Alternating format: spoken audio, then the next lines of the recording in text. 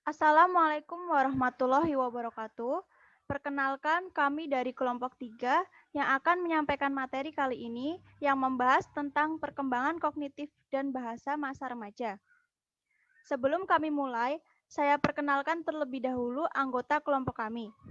Yang pertama ada Muhammad Rizky Rianto, nomor absen 2, Jasa Pujaya Sinta, nomor absen 6, Ratna Dita Venda Kirana Putri nomor absen 8, Alicia Wening Pramesti nomor absen 26, dan Nabila Hanan nomor absen 27.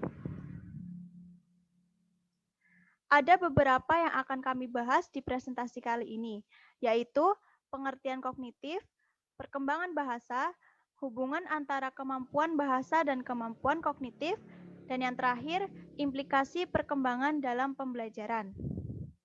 Presentasi pertama akan membahas mengenai pengertian kognitif. Saya persilakan kepada Alicia Waning Pramesti. Pengertian kognitif. Kata kognitif atau cognition secara etimologi merupakan bahasa Inggris yang bersinonim dengan knowing atau mengetahui. Sedangkan pengertian kognitif lebih luas adalah bagaimana memperoleh, menyusun, dan menggunakan suatu pengetahuan. Hal ini didukung oleh pendapat Chaput dalam Wissenschaft yang mengatakan bahwa kognitif merupakan sebuah perilaku mental yang terpusat di dalam otak dan memiliki hubungan dengan kehendak atau konasi dengan perasaan atau afeksi. Perilaku mental ini mencakup bagaimana seseorang memahami atau memberi pertimbangan terhadap bagaimana penata atau pengelola informasi untuk memecahkan masalah atau kesenjangan serta menguatkan keyakinan. Pengertian kognitif menurut para ahli. Menurut Margaret Weiner, kognitif adalah proses aktivitas yang melibatkan beberapa jenis kegiatan yang berkaitan dengan mental seseorang. Kegiatan terkait antara lain mencari, memperoleh, menyimpan, dan menggunakan ilmu pengetahuan. Penggunaan ilmu pengetahuan dilakukan pada situasi dan kondisi yang tepat. Kedua, menurut Hustvedt dan Murian, kognitif adalah bentuk proses yang terus-menerus, tetapi hasil yang diperoleh tidak bersifat keberkesinambungan dengan hasil yang telah dicapai sebelumnya. Kemampuan kognitif akan terus berkembang sesuai dengan apa yang dipelajari di sekolah atau lingkungannya.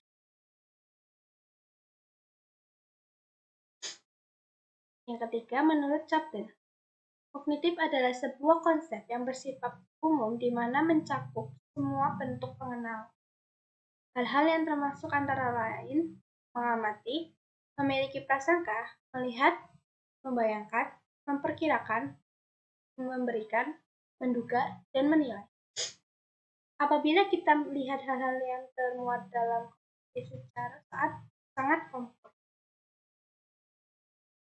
Keempat, menurut Ahmad Susanto, kognitif adalah proses berpikir kemampuan individu untuk menilai, mempertimbangkan, dan menghubungkan suatu peristiwa satu dengan peristiwa yang lain.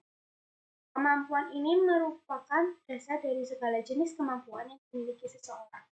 Hal ini juga dipengaruhi oleh minat seseorang untuk menunjukkan segala ide yang dimiliki. Perkembangan bahasa. Bahasa merupakan alat komunikasi yang bisa berupa lisan, tulisan, atau isyarat. Semua bahasa merupakan hasil ciptaan manusia. Beberapa konsep yang terkait dengan bahasa adalah fonologi, morfologi, semantik, dan pragmatis. Lalu berikut penjelasannya. Fonologi yaitu sistem suara bahasa.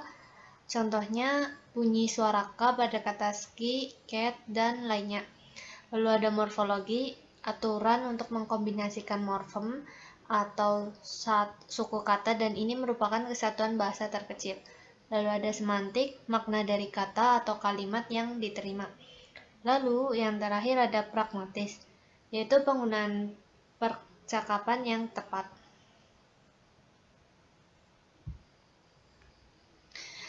Perkembangan bahasa dipengaruhi oleh Beberapa faktor diantaranya adalah faktor biologis, faktor pengalaman, dan juga faktor budaya.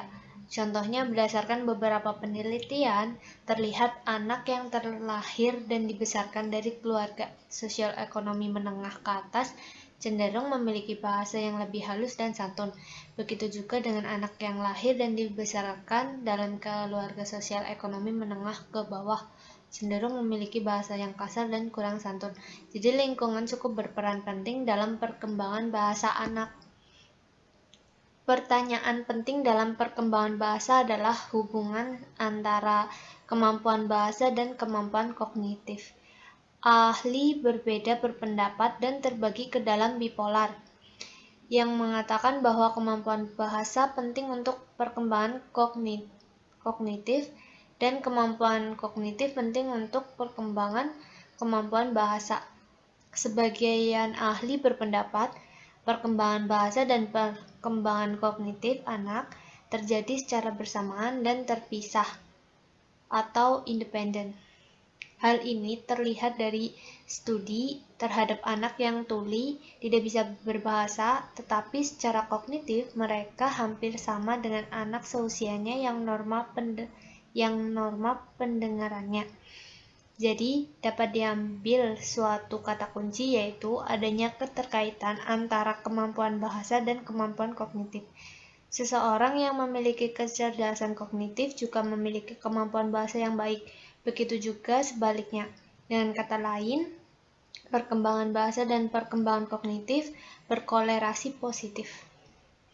Lalu materi selanjutnya akan dijelaskan oleh Sinta.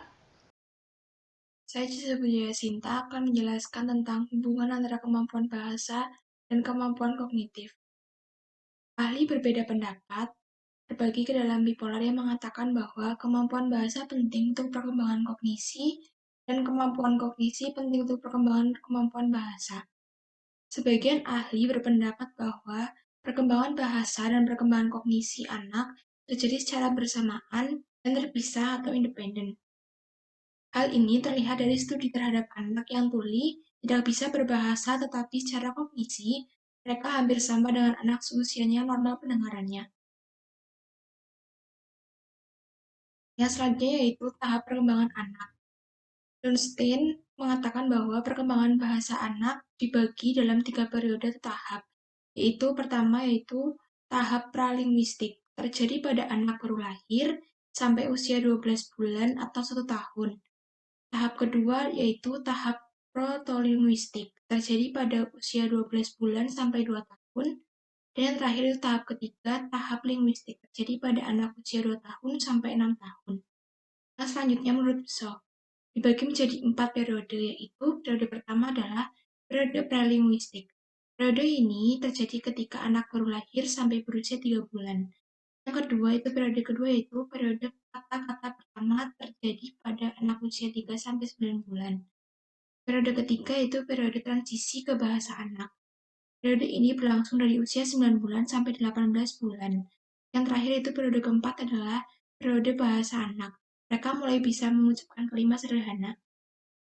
Yang terakhir itu menurut Sandstrom, membagi perkembangan bahasa anak dalam 11 periode, yaitu yang pertama anak baru lahir sampai 6 bulan, usia 6 sampai 12 bulan, usia 12 sampai 18 bulan, usia 18 sampai 24 bulan, usia 2 tahun, usia 3 sampai 4 tahun, usia 5 sampai 6 tahun, usia 6 sampai 8 tahun, usia 19 sampai 11 tahun, usia 11 sampai 14 tahun, dan yang terakhir usia 15 sampai 20 tahun. Yang selanjutnya yaitu perkembangan moral. Menurut teori Piaget, ada 3 tahap, yaitu tahap heteronomous morality, yaitu berlangsung saat usia 4-7 tahun. Yang kedua, tahap transisi, usia 7-10 tahun. Yang terakhir, tahap autonomous morality, yaitu usia 10 tahun sampai dewasa. Yang terakhir, menurut Goldberg, menyusun teori perkembangan dalam 3 level, yaitu level prakonvensional, yaitu pada periode ini belum ada internalisasi nilai moral dalam diri anak. Yang kedua, level konvensional, yaitu sudah ada internalisasi yang disebut dengan internalisasi pertengahan atau masih sebagian. Dan yang terakhir, yang ketiga, yaitu level post-konvensional, terjadinya netralisasi penuh.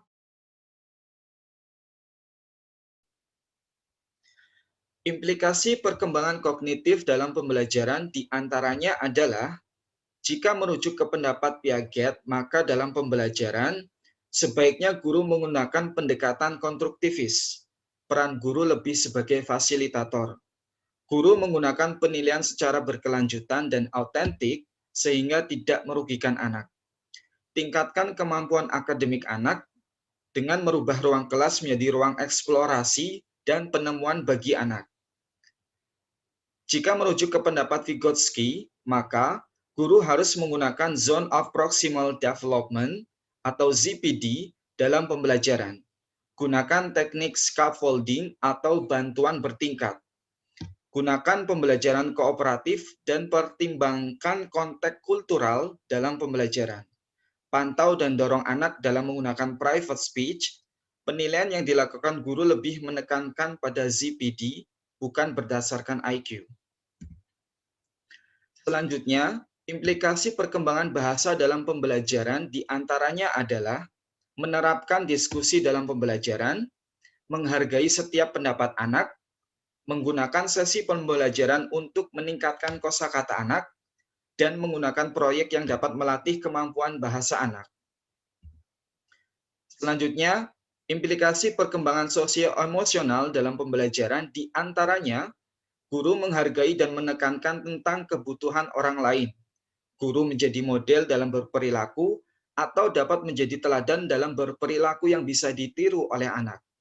Beri label dan identifikasi perilaku prososial dan antisosial sehingga anak bisa memahami perilaku tersebut. Beri penguatan dan reward kepada anak yang berperilaku positif sehingga mereka termotivasi untuk terus melakukannya. Guru memperhatikan dan mendorong perilaku sosial anak dengan bijak dan bantu anak untuk mengambil sikap dan dapat memahami perasaan orang lain. Gunakan strategi disiplin yang baik sehingga anak terbiasa melakukannya tanpa terpaksa.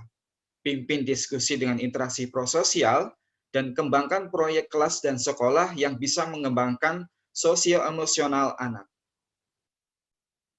Selanjutnya, saya akan menyampaikan kesimpulan dari presentasi kami kali ini. Jadi, kesimpulan dari presentasi kami adalah, yang pertama, teori perkembangan kognitif Piaget menyatakan bahwa tingkat perkembangan anak dibagi ke dalam 4 tahap. Dan terdapat 5 konsep dasar yang menjadi acuan perkembangan kognitifnya, yaitu skema, asimilasi, akomodasi, organisasi, dan ekolibrasi. Yang kedua, Vygotsky menekankan bahwa perkembangan kognitif sangat ditentukan oleh perkembangan bahasa. Teori ini berpijak kepada Zone of Proximal Development, disingkat dengan ZPD, yaitu serangkaian tugas dengan batas yang dapat dikerjakan oleh anak atau dapat dikerjakan anak jika dibantu oleh orang dewasa atau anak lain atau teman sebaya yang lebih mampu secara kognitif. Yang ketiga, perkembangan bahasa menurut ahli erat kaitan dengan perkembangan kognitif. Anak yang memiliki perkembangan kognitif yang baik cenderung memiliki kemampuan bahasa yang baik juga. Begitu juga dengan perkembangan sosio-emosional. Perkembangan ini saling terkait dan memiliki hubungan linear. Sekian presentasi dari kelompok kami. Apabila ada kesalahan, mohon maaf. Terima kasih. Wassalamualaikum warahmatullahi wabarakatuh.